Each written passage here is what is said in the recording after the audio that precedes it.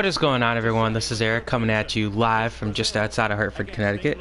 And as I've been talking about since this channel was founded, I always wanted to talk about the FIFA World Cup. Now, admittedly, I'm not the biggest soccer fan, and I'm sure that will become apparent during the video at times, but I'm a soccer... the only soccer I'll watch is the FIFA World Cup. And that's because I just always love watching, players coming together who formerly would be enemies, rivals in other nations and everything like that. They come together and they represent their country, and I've always found that cool. Let's see if I can skip the anthems. There we go, okay. And I always found it cool. The first time I watched the FIFA World Cup would have been 2010. I kind of followed it because I got a little pamphlet from ESPN. And it's like, oh yeah, here are the teams that are in the World Cup. And I still actually have that little pamphlet somewhere buried in the basement, probably in a bin somewhere. But I found it so cool. It gave little introductions on each team and like, oh yeah, the last time they were in the tournament, blah, blah, blah, blah. As a kid, I didn't, back in 2010, I didn't have a phone, didn't have anything like that, so I couldn't really pull up my phone and look up the same information. So I carried that little pamphlet everywhere with me, and I enjoyed it. Then 2014 came in, and I started following the World Cup before it began, so I was actually watching the qualifiers and stuff like that. And of course, so I do have family that lives in Germany, and the United States had qualified, so I was rooting for both those teams. Of course, they played in the first round, watched that game. Germany won the game, and Germany would end up winning the championship. I was very happy. 2018 came in, United States did not qualify. Germany struggled, which, wasn't the most surprising thing in the world. But I do have family who lives in France, and the French team actually went on to win the championship. Now, I didn't watch as much of the tournament in 2018 because I, at that point, had a job. So it became a little more difficult, plus the time zone differences kind of hurt my chances. But, hey, fact of the matter is, here we are. Now it's 2022, and we have the World Cup, which is held in, and if I mispronounce the names of people or countries, I apologize. As you all know, if you follow the channel, I am pretty notorious for that. But I believe it's pronounced Qatar. And I'm not going to say Qatar, don't worry, I'm not that bad. I actually remember when Qatar was... I was sitting in my... Oh man, this would have been my history class when I was in middle school. I don't remember if it would have been when I was in 7th or 8th grade, and we were in the computer lab. And my buddy and I were both super enthusiastic. We thought the United States would get to host a 2022 World Cup. So we kept checking on ESPN.com to see, hey, who's going to host it? Who's going to win the announcement? And then they announced Qatar. And we were both like, what? And then there's the whole scandal with the bribery of officials and all that good stuff. So, again, that's worth noting that, yes, I'm aware of the bribery and all that stuff. But United States will get to host the 2026 World Cup, so in the end, United States gets to host it. There's a lot of other scandals involving this World Cup in Qatar, and I'm not going to get into them just because there's no point in going into all of it. If we were a more soccer-driven channel, and yes, I'm American, so we'll say soccer, I would go into it more so. And there are some things I just don't feel comfortable discussing on this channel that are, accusations involving the building of stadiums and everything like that. So we'll leave it at that. But regardless, this is going to be an exciting World Cup. And again, as an American, I will say soccer. Once in a while, I might try to throw a football in there just to kind of make any international viewers happy. But I'm pretty sure the vast majority of my viewers are American. So it just makes sense to say soccer. Anyways, without further ado, how I'm going to do this is I'm going to discuss each division, or each group, I should say, each group stage. So we'll start with Group A, we'll make our way down to H, and I'll discuss each of the teams. I'm not going to go into extreme detail because, like I said, this isn't NFL, this isn't MLB, so I'm not as big of a fan. I don't know the players. I'll know the players during and after the World Cup because I do intend on watching at minimum the highlights of every game, and I will most likely do a video after stage 1, and then previewing the round of 16. Same with 8, Final 4, Championship. So that'll be exciting. Hopefully I can get to do all that. It all comes down to the days and everything like that in my work schedule, because unfortunately because of the whole hosting it in a Middle Eastern country situation, they had to, for, you know, temperature concerns, they had to play the World Cup in November, and that kind of hurts me. November, December makes my life a little more difficult, makes it more difficult for me to watch it. But enough of my backstory with the World Cup. Here we are. Without further ado, we're going to actually start discussing the 2022 FIFA World Cup. Now, Group A is going to be intriguing. So, as always, Group A has the host country, which is Qatar in this case. Now, Qatar is a very intriguing nation. They have never qualified for the FIFA World Cup before, and they are the lowest ranked team in the World Cup, which, again, it is what it is. We had a pretty similar situation back in 2010 with South Africa, so it's just kind of there. Russia wasn't exactly a highly ranked nation in 2018, but they did get to host, and they won't get to host again. But so Qatar, they get to have the opening matchup as the host nation always does, and they're going to play Ecuador, but we'll get to Ecuador in a minute. So Qatar, to me, they have to put themselves in a situation where if you can get a win, if you can come out of here with 3 points, you had a successful tournament. You're not going to make it far. That's just a known fact. This is a team that's been struggling time and time again. Recently, they have had issues with practicing. They really haven't played that well in international games recently. So, Qatar's not exactly going to be a team that's going to do much. They might be able to me, realistically, I think they're going to be able to steal a tie from someone, so they'll come out with a point. Ecuador is going to be their big game that they have a shot to do something with. If they don't get anything from Ecuador, they're probably going to go home. But still, the fact that you're finally in the World Cup, at least you have that going for you. And yes, I do know that, okay, it's you're the host country, so you're going to get the World Cup. But no matter what, you're the host country. It's the first ever time the World Cup's going to be held in November, December.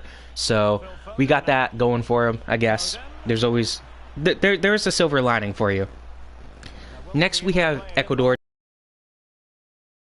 This is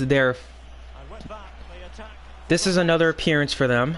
I don't remember. I had my notes written down and I lost them, and I'm not happy about that.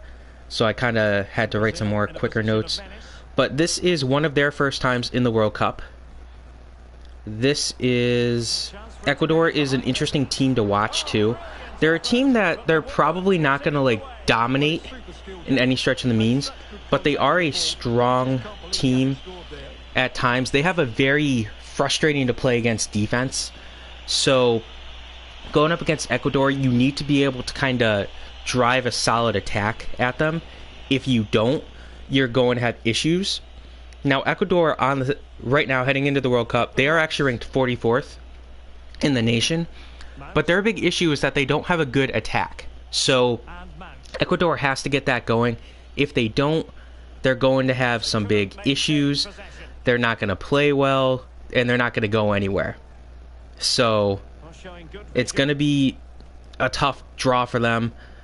I don't think they're going to advance. I think they're going to find themselves getting knocked out in the first round as well. Next, we have Senegal. Now Senegal is going to be another intriguing team to watch. Now, unfortunately for them, they do have an injury with one of their main players, which is never fun. But Senegal is a team that, you know, we've never seen an African team make it far in the World Cup, and it's a little bit of that curse of Africa, they say. And it's a tough draw for them. This is not the most difficult group for them, I should say. Now, they have talent, but the only reason why this team's probably going to be able to make it past the first round is because they have enough depth at the forward position to be able to kind of push through a little bit. Now, this is a team that there's talent, but the issues are, like I said, their main player there, Sadio Mane, is hurt. He's out for the tournament with a leg injury. So it's tough. And now we have Brazil up 1-0, which is always interesting. So, I mean, it's going to be interesting. But Senegal, they need to be able to score on teams like Ecuador and of course Qatar. We'll have to see what happens with that. Now the last team in Group A is the Netherlands. Now the Netherlands are an interesting team. They always seem to make runs, but they actually didn't even qualify for the World Cup in 2018. This is a team that has a very strong offense, which is going to be interesting. They're going to actually be able to kind of get at Ecuador, which is good for the Netherlands, good for the Dutch. Not necessarily best for Ecuador. This team has the ability to make a push and actually kind of make some noise this year. They definitely should win the Group A. Now, my predictions would be, I think that the Dutch, Netherlands will win Group A. Group second place will probably be Senegal, barely being able to get past Ecuador. I think that'll be a pretty interesting battle.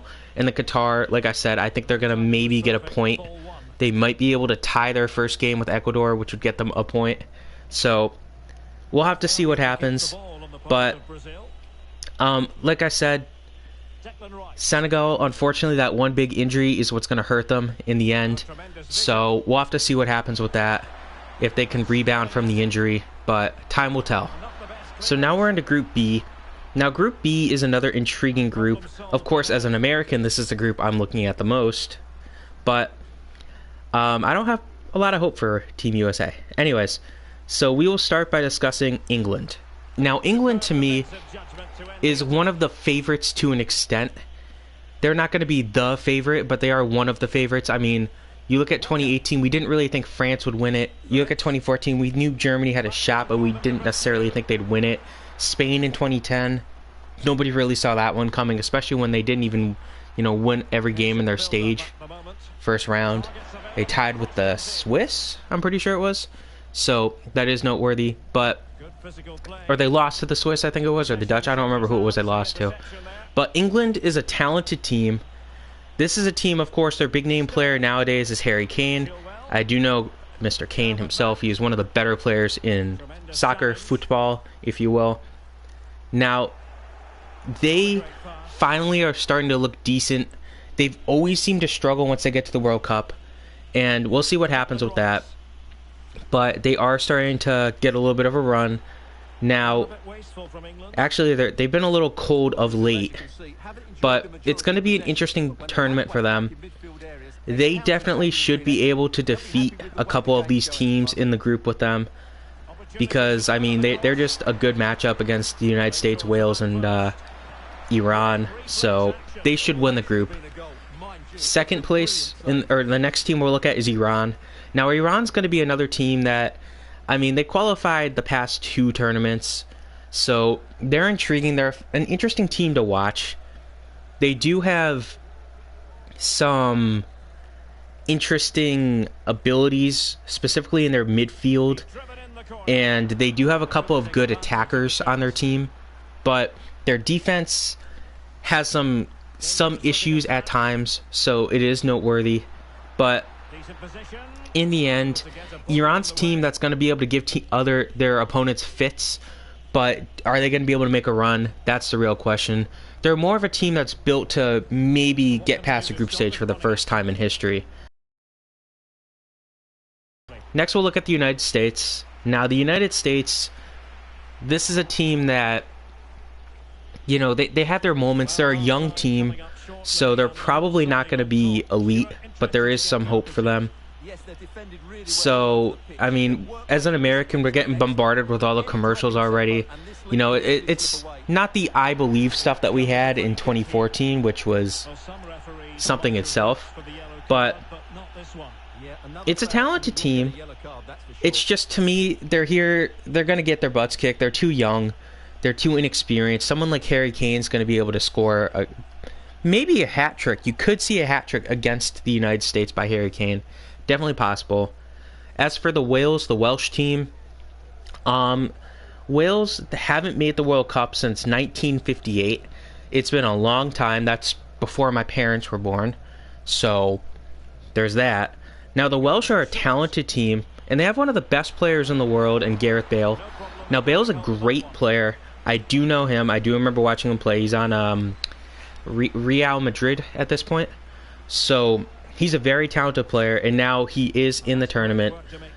How far will he be able to help carry the Welsh? That's the question of the day. Honestly, I think that England should win this division, this group, with ease. England should maybe go 3-0, 3-0-0. They might draw someone. Someone might be able to kind of force a 1-1, 0-0 draw on them. I think there's going to be interesting battles, but I think you might be able to see the Welsh sneak past Iran for that second spot. I wouldn't be shocked if Iran beats the Welsh, though. So Group C. Group C. This is another talented group, and you kind of feel bad for a couple of the teams in it. So you got Argentina. Argentina is considered one of the front runners, just like Brazil, who we'll get to in a minute. Now, Argentina is always going to be a front runner because you have Lionel Messi. Messi, obviously one of the best players, if not the best player in the world. They have other key players as well, like Angelo Di Maria, I should say. Now, Messi, this is going to be exciting to watch him play. Now, obviously, in the 2014 World Cup, he did help guide Argentina to the championship, but they would lose to Germany. So that was a very boring game, to me at least. But hey, the Germans won, which was interesting. So Messi, this might be his last World Cup appearance. He might come back for a 6th in 4 years. We'll have to see. But, I mean, this is a strong team. This is a very strong team. This team should easily run away with Group C. And I don't even think there's a question with that. Saudi Arabia, that was interesting. But Saudi Arabia, basically, they're qualified. Good for them. That's all I can really say about Saudi Arabia. They're a decent team. They're a tough team to play defensively, but offensively they don't offer much of a push. So Mexico's another very strong team. That Mexico, I mean, there's a reason they're definitely the best team in CONCACAF, which is, of course, the United States. The North American group, along with a couple of random South American countries, because competitiveness. Now, they've had some injuries. They've been struggling of late. That's the issue for them. But this is a team that really has a chance to make a run if they can get relatively healthy. If their players that are injured come back sooner rather than later, there's a real chance for them to do something. But I don't know. And then you have Poland as the last team in Group C. Poland's another team that's going to be fun to watch, but they're tied to one single player in Lewandowski. So we'll have to see what happens with him. If he doesn't do much, the team will go in the first round with ease. If he does well, he'll be able to help the team make a run. But I mean, looking at how everything works, I think it's pretty safe to say that Argentina should be able to sweep this group with ease. The last spot, the second spot, comes down to Mexico versus Poland, and I'd have to give the slightest of slight edges to Mexico, just because I trust them a little bit more than the Polish. A little bit more than the Polish. Now, Group D is going to be another intriguing one to watch. You have Denmark, France, Tunisia, and Australia. Now, I'll start off with the Aussies. Australia, thank you for coming. Thank you for coming. You know, there's good defense, good midfield depth, but there's pretty much absolutely nothing there when it comes to offense. And that means that you'll be able to keep games close. You'll cause headaches to your opponents. But if you're not scoring goals, you're not going to win anything. It's that simple. It's impossible. That's part of soccer, part of football. You have to be able to score goals. And if you can't score goals, you can't win. So thank you for coming, Australia. That's, like I said, pretty simple. Pretty simple. Tunisia is another team that's not really that good. So this is not the strongest group. Now, Tunisia, they're a team that's going to probably be able to... They'll play aggressive soccer, but they're not a strong team, per se. They're probably going to be beaten up by the heavyweights in this division. So, thank you for coming. Again, another thank you for coming. So, Yeah. Now, France is the reigning champions. France are the reigning champions, I should say. And I do like the French. I think that the French got a really tough draw here being with Denmark. But they have players that can score. They have players that can play strong defense. Now, there are some players that are injured on France, which is noteworthy. But they have a real shot here to step up and repeat. It's very difficult to repeat as champions in any sport, especially when you consider that the FIFA World Cup is 4.5 years after the previous one for this year. So France, I mean, it's just a tough draw that they got Denmark, but this is a team that's going to make some noise this year. They are going to make noise in the World Cup, that's for sure. Now, Denmark is another strong team, and Denmark, the reason I have them over France is because I remember in my notes, they've won their last 2 meetings with France, which is, of course, noteworthy. Crucial when you do that. They have strong defense. When you get score on you, this is the best Danish side that we've seen in years. So, if 1 or 2 of their offensive players, strikers, however it is, can actually get going, Denmark has a real chance to make a run this year, which, if you are not a Danish fan, is going to be a little concerning. That's for sure. Now, how do I have this group looking when all is said and done? I am going to have Denmark winning the group. I think they're going to be able to beat France. It might end up being a tie, but I do think the Danish are just going to be too good for the other 2 teams. I think they're going to perform a little better than France will. I think France gets the other seed. And then again, Australia, Tunisia, thank you guys for coming. It's that simple. So then we have Group E.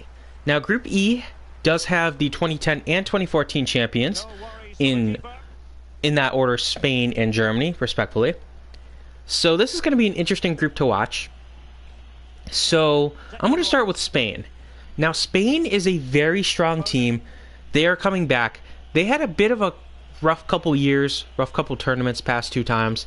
But now this team is looking strong, and their midfield is what's going to be able to potentially win them anything. Their midfield can and will dictate the pace of the game, and if you let them do that, you're in trouble. Because if you let that midfield control you, you're not going to win. It's that simple. You cannot win. If they're controlling the pace of the game, they will beat you. They do have some players that can score. They do have some good players that play defense. So Spain has a real chance to make noise. And this isn't the worst group for them to be in the group stages. Now, for Germany, this is an interesting team. Now, Germany is a team that could put themselves in a situation where if all cylinders are firing correctly, they can go and make a run to the finals. However, the defense has been struggling lately. The attack has been inconsistent. The midfield's there. So Germany is potentially one of the surprising misses of the first round that doesn't qualify for the next round. It's definitely possible. Will it happen? Like I said, it's definitely possible. It's definitely possible. Then you have another strong, interesting team here in Japan. Now, Japan, they did recently play the U.S. and they beat them 2-0. But what does that mean? I'm not that hyped about the United States right now. So we'll have to see what happens. But the problem is, for Japan, this is a sneaky good team. But they got very unlucky having to play both Germany and Spain in the group stages. That definitely hurts them, because Germany and Spain are, of course, very talented teams, specifically Spain. So Japan, if they were in an easier group, I'd be very excited about them. This is a team that could definitely make some noise if all goes wrong for Deutschland, or Germany, if you will. And then, of course, the last team in this group is Costa Rica. Now, Costa Rica is a very interesting team. Now, again, they are a strong team, but they get very screwed by where they are. They're just in a very tough group. I mean, Japan, to me, is definitely one of the best 16 teams, so they definitely should advance. But they can't, because that would mean Germany, who's arguably a top 10, and Spain, who's probably top 5, would have to go home. So either way, you're losing a top half team. So Costa Rica just gets in trouble with that. They're a talented team, but It's going to be tough. They do have a couple of quality players on the team, but it's just a very tough draw for them. So unfortunately for Costa Rica, I don't think they make a run like they did, and I think it was 2014. I don't remember. It was either 14 or 18 where they made that random run into I think they made it to the round of 8. But I don't see it happening this year, unfortunately for them. I think Spain wins the division. I think you're going to have an intriguing battle with Germany and Japan. And I think Germany will be able to sneak out past Japan. I've been thinking about that one for a little bit. It's going to be tough. The only issue is that for Japan is that you're playing Spain, whereas Germany gets Costa Rica on the last day. That does help Germany to an extent, so it's going to be tough to watch.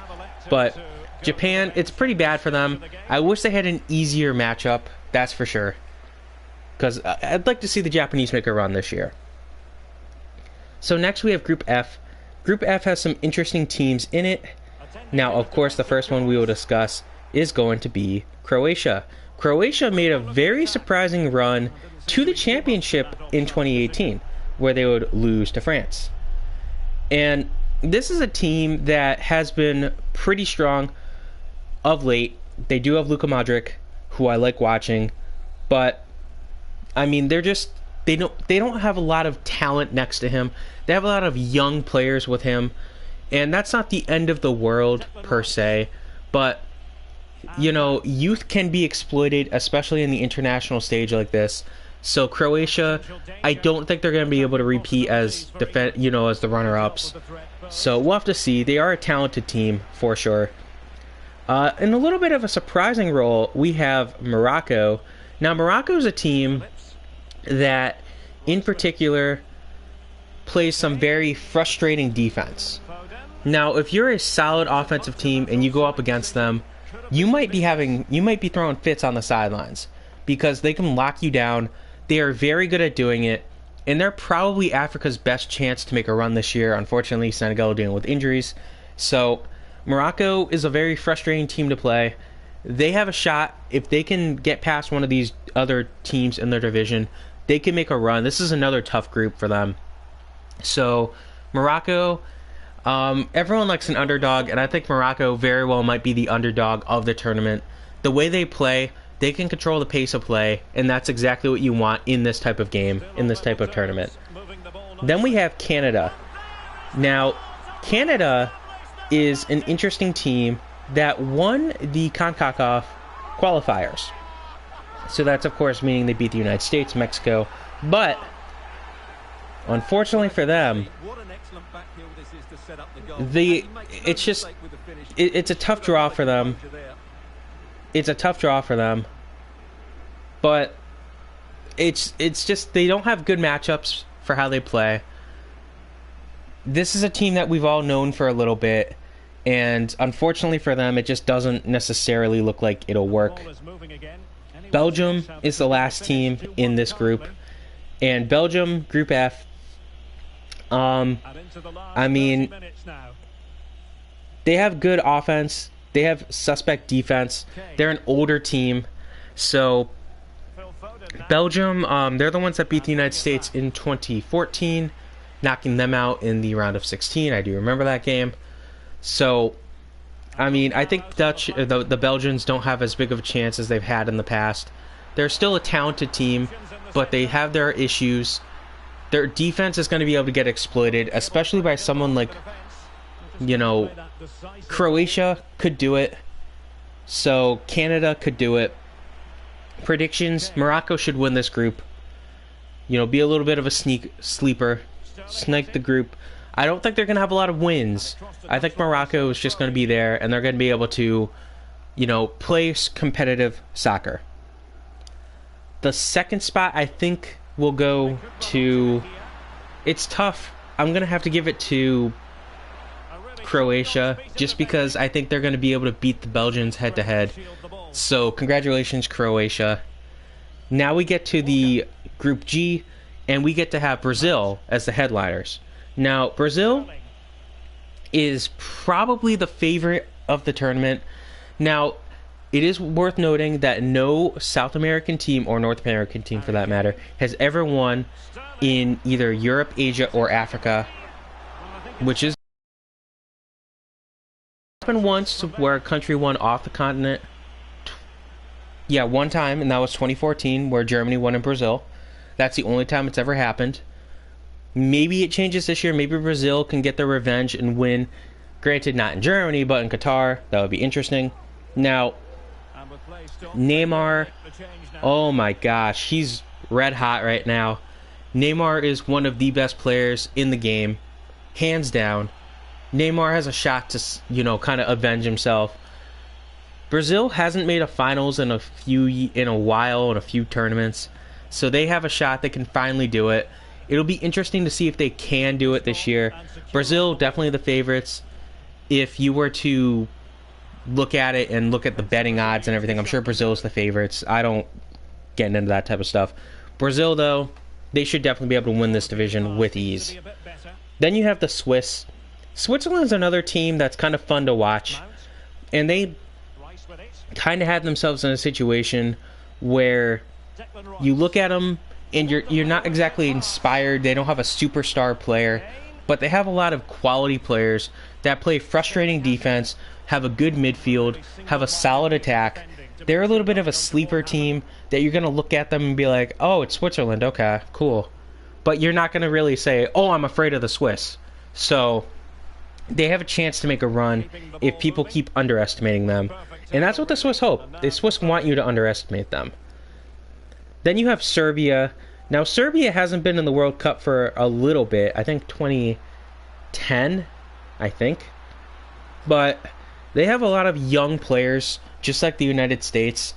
And that's going to obviously be able to be exploited by teams like Switzerland. Brazil should be able to feast on that. So Serbia, I think you're just 4 years too early to really make a lot of noise this year. Last, we have Cameroon. One of the surprises back in, I think it was 2010 where they had their little run. If not, it was 2014. But Cameroon, it's just, they seem to have peaked a little early. They peaked about a year ago. Now they're kind of struggling. So it is noteworthy. They're probably going to be a pretty quick one and done. I guess 3 games and done. Brazil is going to win this division unless something catastrophic happens. Switzerland should steal that second spot over Serbia. Maybe Cameroon could play the underdog, because that would be interesting, for sure. That would be interesting, for sure. Last but not least, we have Group H. Now, Group H has some intriguing teams. You have Portugal, Uruguay, South Korea, and Ghana. Ghana has made runs in the past, but is Ghana going to be able to make a deep run this year? They did beat the Swiss recently, which is noteworthy. They have youth. They have a young, talented core. But like Switzerland, they don't have superstar players that stand out to you. So Ghana has a shot to be able to make a run this year, but they need everything to get going for them at the right time. South Korea has their one main superstar, but it's going to be tough. There's a strong defense in South Korea. They have some talented players on their forwards. So if everything gets going, if they can all stay healthy, South Korea has a chance to make a little bit of a run this year. But it's just another tough draw for them. Pretty unfortunate if you are South Korea. So we'll have to see what happens. Then you have Uruguay. Now, Uruguay is a fun club to watch. They are going to be one of like the dark horses, so to speak. I have heard people saying, oh, Uruguay has a shot to be the dark horse candidate of the year. They might be able to make a run in the cup. That would be cool if they are. But, I mean, they just have their one big player, Valverde. So if he can step up, help control the pace of game, Uruguay can make a run, for sure. And then you have the last team in the division, Portugal. Cristiano Ronaldo, one of the absolute best players in the world. Him and Lionel Messi, Neymar, right up there as the best players in the world. So, I mean, we'll see what happens. But the issue is, can Ronaldo stay at the top tier we've seen him play at? My answer is yes. I do think Portugal should win this division group. I think Uruguay has enough talent to be able to defeat South Korea for that last spot. So it's going to be interesting for sure. Now, if I had to guess, who do I think will win the World Cup right now? And again, I didn't write down all my predictions on a chalkboard like I normally would have, but I think you'll be able to see Brazil make a run. Argentina should make a run. England has a chance. But right now, I think if the finals were to be held today, I do think Brazil would be winning the 2022 FIFA World Cup. But hey, a lot can change in a month. We'll see what happens, and I'm excited to watch as much soccer as I have in the past, 4 years. I'm going to watch more soccer than I have in the past 4 years in the next month. So, yeah, hope you guys enjoyed this. Again, I will try my best to break down, and what I'll do is I will definitely have a lot more to say once we actually get to the World Cup itself. I'll be able to actually look up and say, oh yeah, this player did this. So, fingers crossed for a good, clean World Cup. Hope you guys enjoyed this. Have a good rest of your day. Stay safe out there.